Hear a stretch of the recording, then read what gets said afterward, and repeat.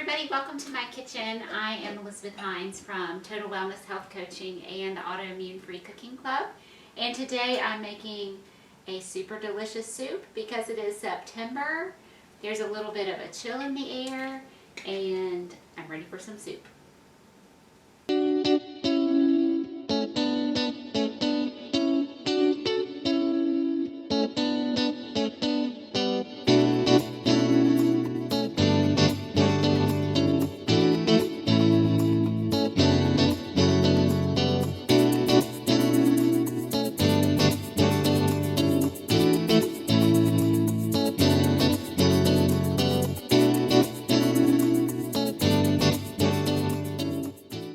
Thanks for joining me in my kitchen today. Again, my name's Elizabeth. We cook mostly paleo around here. You can call it anti-inflammatory. We use functional medicine, diet and lifestyle to keep ourselves healthy. And I just love to cook really good food that tastes good, everybody in my family loves, and is good for us. So today I'm making stuffed pepper soup. So I had this genius idea. At least I thought it was genius, because my husband loves stuffed peppers, and I don't. I don't know what it is about them, because it's generally bell peppers, hamburger, or some kind of ground meat, Italian spices, you know, all things that I really like, but I don't like stuffed peppers. But I love soup, and I thought, I wonder if I can make stuffed pepper soup. All the flavors, all the components, but without the kind of hassle of doing stuffed peppers. Maybe I would like them better. And so I created this soup recipe, and lo and behold, I do like it a lot better. I love this soup, actually. I've been holding off making it because I knew I had scheduled out my content for my website. That's the Autoimmune Free Cooking Club, and for the YouTube channel and everything. And so I planned when I was going to make this, like, oh, you know, we had a little bit of cool weather. Really wanted some stuffed pepper soup. The peppers are really coming in my garden, but I had to wait. But today is the day, and I'm super excited. So this is my countertop burner, as you can see, and I did not have it turned on ahead of time, so it's going to take a second to heat up. But this is one of those super easy recipes where you just chop stuff and put it in. You could absolutely make this in your Instant Pot, and I thought about it. I was actually planning on it, but I don't know. It's like a soup thing for me. I love to do a soup in my stock pot. I like to get it going at least an hour before I want to eat, because I like how flavors come together in most soups that are made with meat and vegetables. If you're doing like a chicken, chicken can get kind of tough, or actually not tough, but it'll get kind of dry if you overcook your meat.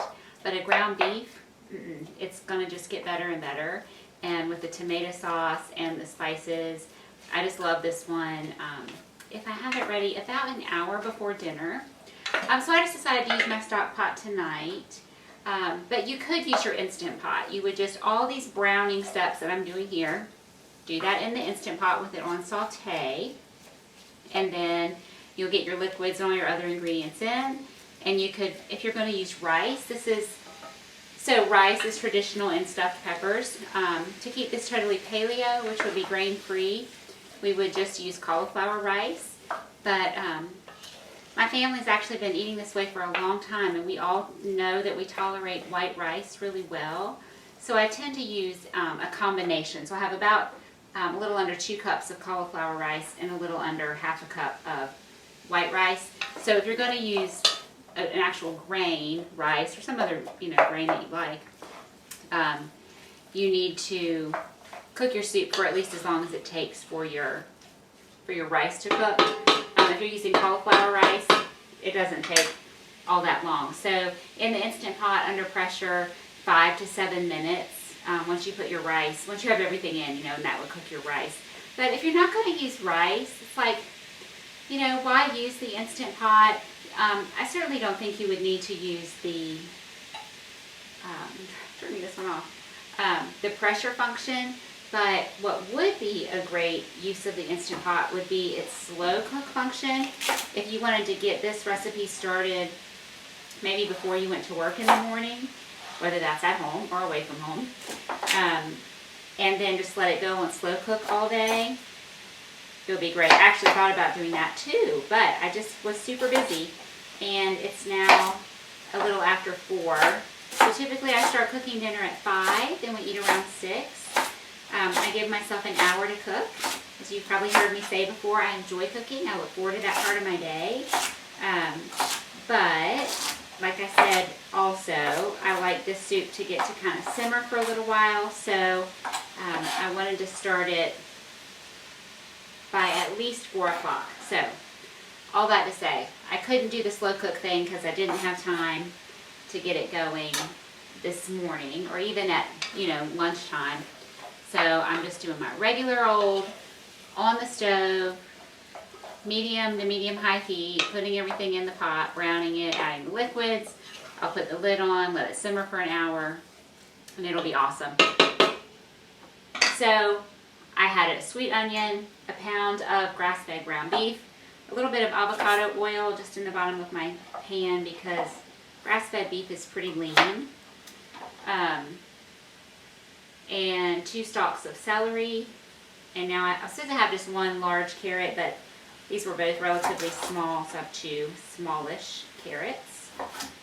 I have just been outside and a little bug got me, so now my hand is itching. I got a mosquito bite on the bottom of my foot the other day, and that's a terrible place to have a mosquito bite, and now I have one on my hand. One of the things I love about soup is that you get, it's a meal in one. Sometimes people like to serve a salad on the side. Non-paleo people who are eating lots of grains and stuff, will often have some kind of bread or crackers with their soup. Sometimes we do that. I've been really experimenting with making different paleo breads. But that's not normal for us. Typically when I make soup, it's just soup. That's all we're having. Okay, that was a half a teaspoon of salt. I'm gonna go ahead and put my spices in. So yeah, it's all in one. I get a lot of, sorry, I can't talk to you and read at the same time. I get a lot of meat and vegetables and broth in my soup, and that is just a perfect meal. We don't need anything on the side. I don't need to chop up a salad. I'm chopping up my vegetables here. And I love that. It just feels easier to me because I can get everything going and then let it simmer and walk away. So this is stuffed pepper soup. We need some peppers. And I told you I have a lot of peppers in my garden right now. So in North Carolina, the peppers really hit their stride very late in the summer. I plant them in April, and I'll get a few throughout the summer, but late August, September is when they really start to come in full force. Although I grew banana peppers this year for the first time, and I have had banana peppers all summer. I've been pickling them, and we've just been eating them and everything, so that's been really fun. But my big bell peppers are just now really coming in and turning colors. So I grew red ones and yellow ones this year, and I have a bunch on right now. They're green. They're getting red and yellow, but I didn't think I'd have them ready in time for this recipe, and I wanted these colored ones because they're more mild than the green. Oftentimes I will use 1 green and then 2 of the other colors. They're just sweeter. But I was at Aldi. They had these red, yellow, orange packs, and so that's what I bought, and that's what I have today. So I'm just cleaning out the seeds and the ribs. These seeds aren't spicy or anything. It's not like a, like a hot pepper that you really want to get the ribs out. It's just, they're nicer. It makes a nicer finished product when you get the seeds and the ribs out. So 3 peppers, any colors you like. If you love green peppers, everybody in your family loves green peppers, use all green peppers. That is totally fine. They tend to cause more indigestion for people, like burping, reflux, and so a lot of people have a little trouble with green peppers and may not have trouble with the sweeter ones. So if you're one of those people, give that a try. I'm just going to turn my heat up on my burner. In my little skillet or my little pan, I simply have broth. I had a couple cartons of broth from my freezer that I'm defrosting, and one, I knocked the container out of the freezer. It fell out. I knocked it out. Somehow it came out and it hit the ground, and it was one of those plastic freezer containers, and it shattered. It just hit the floor in just the wrong way that it caused it to shatter, and so I really needed to use that one.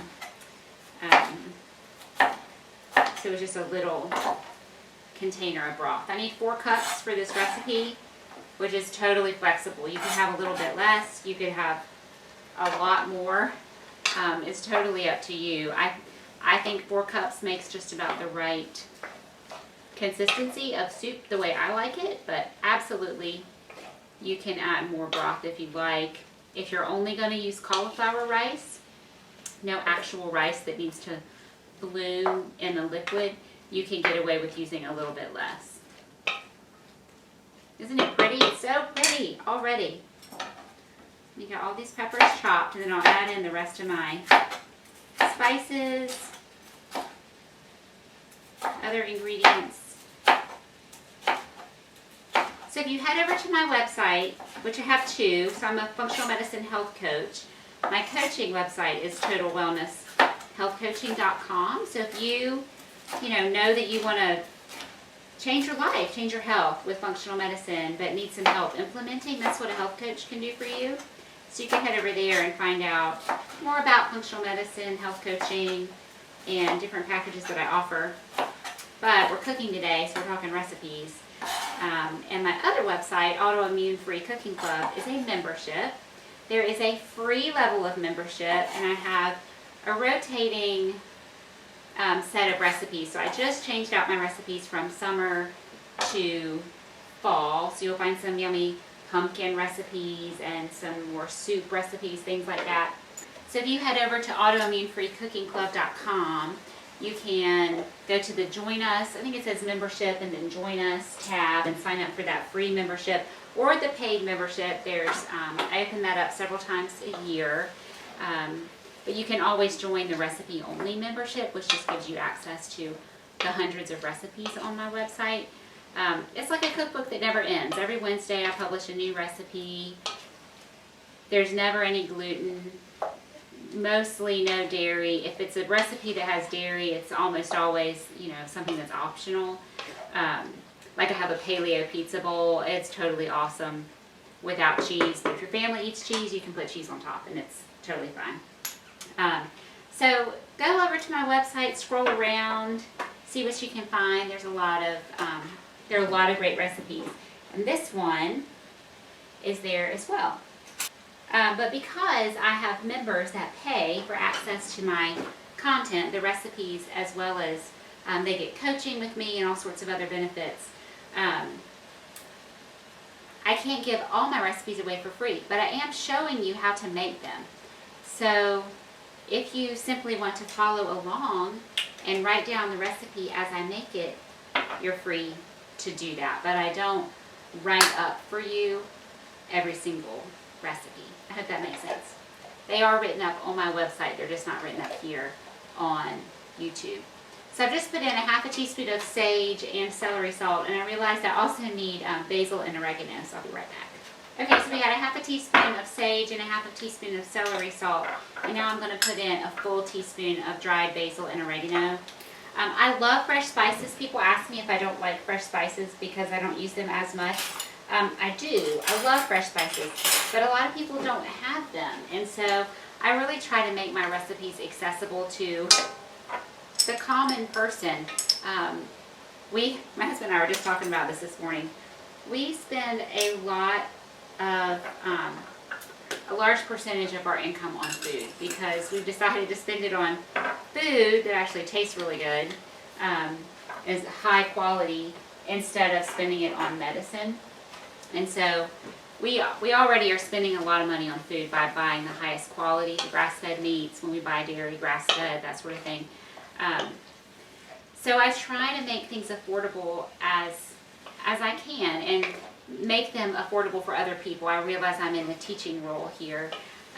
And dried spices are, most of them are pretty affordable. Most people have a cupboard full and you don't know how to use them.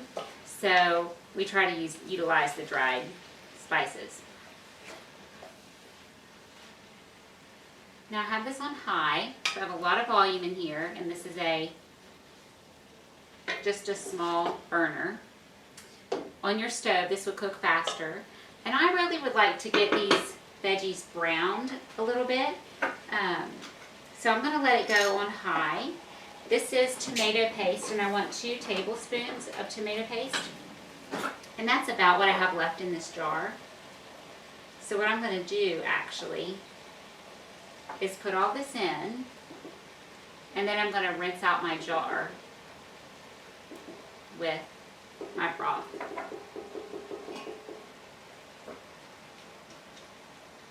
How am I going to do that, you ask? I was wondering the same thing. Do we think I can pour from this pot into this little jar without spilling? Let's see. Just a little dribble, not bad. So now I'll add this in with the rest of my liquid. Tomato paste, if you brown it, it really adds a depth of flavor. So if you can take time to brown your tomato paste a little bit, it brings out the sweetness in the tomatoes. It's really yummy. So in our pot, just to remind you, we have our ground beef, peppers, celery, carrots, and onion, and then our spices and tomato paste. I'm going to add some coconut aminos, which is our paleo soy sauce. It's made with coconut, but it has a really, has that rich, that umami flavor that we get from soy sauce. And I should have had all of my measuring spoons out before we started, but I didn't, so nobody's perfect. So I'm sorry, I have to keep opening my drawer, and then my towel falls down. I gotta put it back in. So I'm gonna add a tablespoon of that. I'm going to add this 15-ounce can of tomato sauce, just plain tomato sauce. It's not even organic. This is just what I had. If you have some home canned tomatoes, that would be great. If you have crushed tomatoes, if you have diced tomatoes, it doesn't really matter. You could use any canned tomatoes, and if you only have a large can, use a large can. It's really okay. So we've got that. We've got that. And then we're going to use bone broth, and I have been searching and searching for a beef bone broth that I really like the taste of, that is not full of yucky ingredients. Most of them have caramel color. Yeah, I'm going to move this. I love this pot. This is an all-clad pot. This is a wedding present, and it's awesome. All-clad is an amazing quality. But the way the handle is on this one, I just like, and then we have a huge mess. I'm just going to move it. So I shop with Thrive Market. If you've watched here before, you've probably heard me talk about Thrive.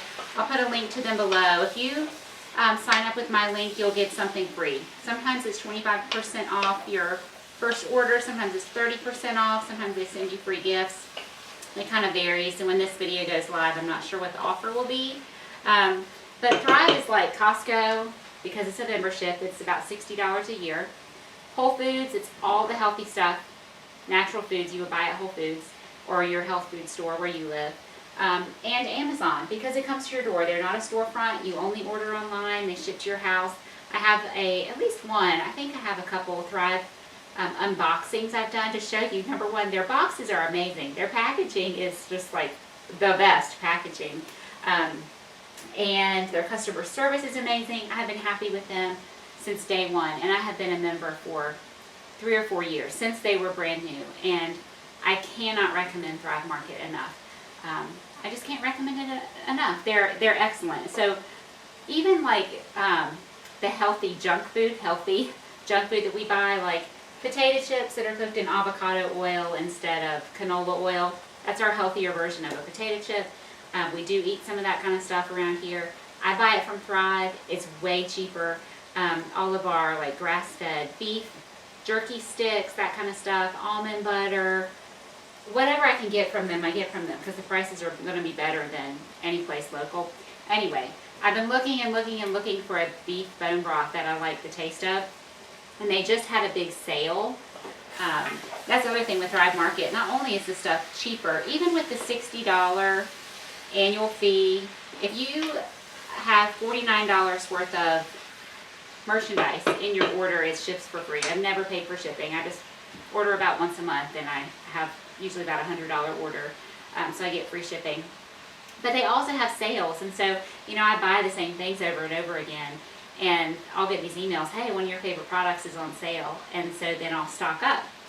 So they were having a sale, so I was going through all the things that were on sale, and this bone broth came up, and this is called Bare Bones, made from grass-fed beef bones, 20 grams of protein per serving. That's why you want to use bone broth.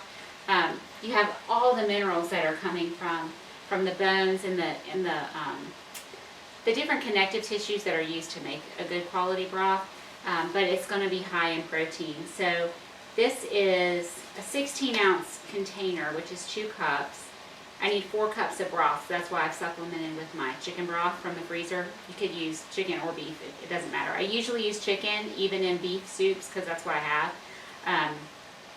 But I was so excited to try this one.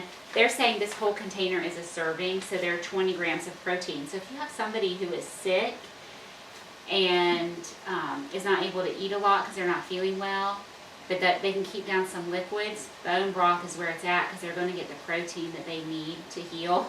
I know I'm stepping to the side because we got the steam coming from the soup. So, anywho, let me tell you what the ingredients are.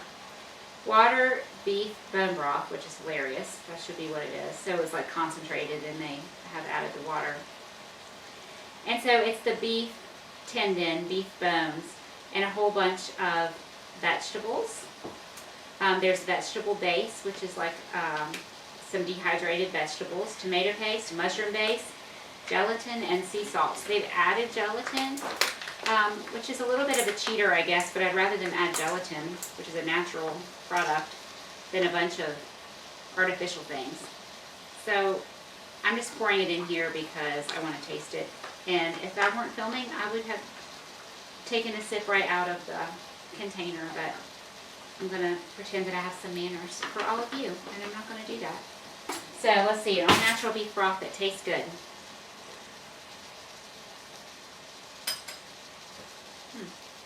You know, honestly, I love vegetable broth. There are some soups that I prefer to use vegetable broth because they usually have a lot of great flavor. And this one is good. It's not as good as like a homemade beef broth from Grandma, but it does taste good, and it's going to taste really good in this soup. And it has a lot of that vegetable flavor, so I really enjoy that. So I'm going to add this in. I didn't really get much browning, but that's okay. I want to get on with it. So I added my 2 cups of beef broth. Let's see how much this is. It's probably a little more than 2 cups.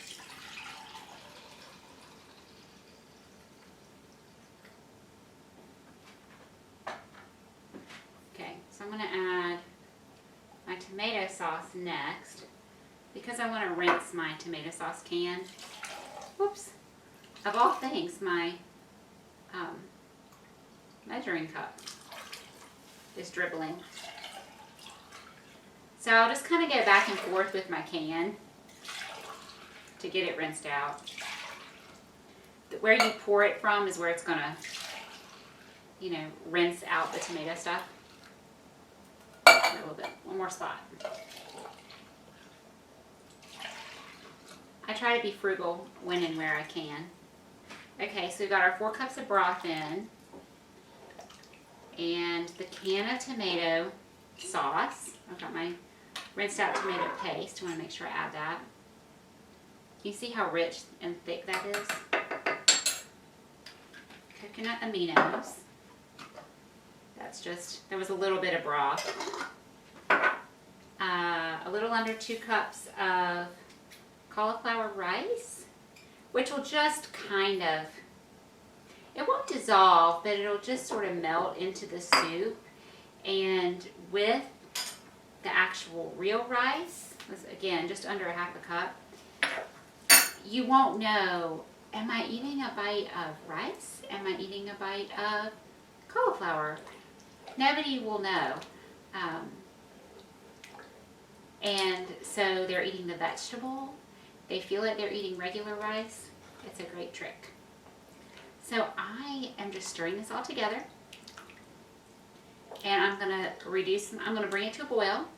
And then I'm going to reduce my heat to a simmer. And I'm going to let it simmer until we're ready to eat, which is going to be in about an hour and 15 minutes. And it's going to look pretty much like that, but you'll see the color will deepen some. It'll, all the flavors will kind of come together. That broth with all the protein, which my chicken broth was chicken bone broth, so it was also high in protein, will give the soup sort of the silkiness and richness. And I'm super, super hungry now, and I have to wait an hour to eat dinner. But I can do it because I'm a big girl. All right, so I'm going to bring this to a simmer, put the lid on, keep it simmering, and I'll show you the finished soup. All right, everybody, welcome back. So an hour and about 15 minutes has elapsed. And before I show you the final product, I'm going to give you one more quick little tip that I hope will be helpful to you. So my soup was cooking, and I had a bunch of bananas that were overly ripe. And so I decided to make up a batch of banana bread, which in this case today I made banana bread muffins. Because I was already in the kitchen. I already had dishwater going, I already had some stuff out, so I kind of cleaned up the soup stuff. I moved my soup over to the stove, just because then it was out of my way and I had my island. And I made a batch of banana bread. So now I have this fresh baked goodie for breakfast or snacks or dessert, you know, whatever, throughout the week. They're not super sweet. The bananas are sweet, obviously, and this recipe has just a teeny bit of maple syrup in it. But my point to you is, you're already in the kitchen, you're already in the mode of cooking. Go ahead and make something else. It's going to make your life easier the next day or the next couple of days. So, like in my case, I made something for breakfast or for snacks. Often I'll make some kind of a frittata, like an egg dish, and have that in the fridge or the freezer for people to eat for breakfast. Again, breakfast, lunch, snacks, whatever. So use your time efficiently in the kitchen. Okay, let's look at our soup. So, just like I wanted, it got really thick and yummy. So it's like more like a stew consistency. If you want, it looks like it has a ton of rice in it, and it was that, like, not even a half a cup of rice. But I cook it for a long time, and the rice just really blooms. That's the way I like it, super soft. If you like rice and you don't like it that well cooked, then just don't put it in until you're 10 or 15 minutes from serving. You know, however long it's going to take your particular kind of rice to cook. You could add a lot of broth if you don't like it quite this thick, but I like it this thick. This is just how I want it. And remember, it's full of all those yummy vegetables, and in fact, you could add extra vegetables if you wanted. You could add extra tomatoes if you wanted it extra tomatoey. You know, really make it your own. The sage and celery salt really are the spices that make this have that stuffed pepper taste instead of just like an Italian soup. So even though it was just, I think, a half a teaspoon of each of those, it really changes the flavor. So don't leave those out, the celery salt and the sage. But aside from that, you can put in different veggies. I mean, you want peppers, but you could add mushrooms or squash. You could add some greens. You could do a lot of different things with this soup. And it's hearty, and it is warm, and it's comforting, and it's full of broth and great healing ingredients that we want right now when we're maybe sick or trying not to get sick. The nutrients in the broth are very, very good for your immune system. So whether you're fighting something off or you're just trying to prevent any sort of particular virus, wink wink, you know what I'm talking about, having some soup is a really great way to do that. And it's delicious.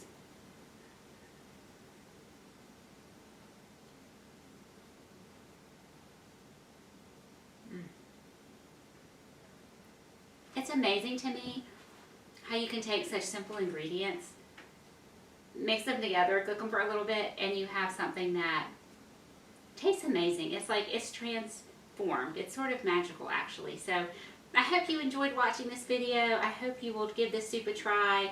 Let me know what you think of it. I would love it if you would subscribe to my channel if you have not done that already. Consider sharing. Hit that little bell icon so you'll receive a notification when I post a new video, which is almost every single Wednesday. Thank you again for spending time with me today. I'm Elizabeth. Welcome. I'm so glad you're here, and I hope you will join me next time. Thanks, everyone.